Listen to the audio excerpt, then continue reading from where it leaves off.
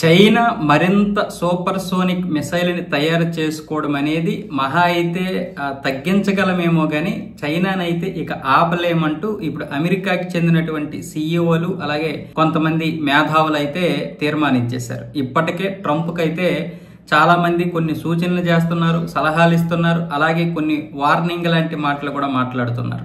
ఆయన తీసుకొచ్చే విధానం వల్ల మిగతా దేశాలపై విధిస్తున్నటువంటి సుంకాలతో కూడా ఇబ్బందికరమైనటువంటి పరిస్థితి అమెరికా ఎదుర్కొంటది. ముఖ్యంగా చైనా మీద మనం ఆధారపడడం మంచిది కాదు. చైనా నుంచి ఇప్పుడు మనకి అత్యంత శక్తివంతమైనటువంటి ఏఐ చిప్స్ కూడా చైనా నుంచే దిగుమతి అవుతున్నాయి. కాబట్టి ఇది చాలా ప్రమాదకరం.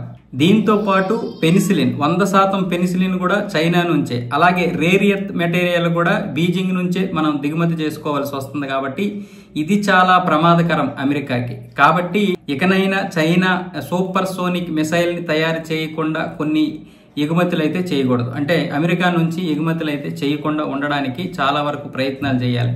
చైనాని మనం తగ్గించగలమే గానీ ఆపలేమంటూ ఇప్పుడు ప్రముఖ rating agency JP Morgan CEO Jamie Dimon అయితే ఈ విషయం అయితే చెప్పారు.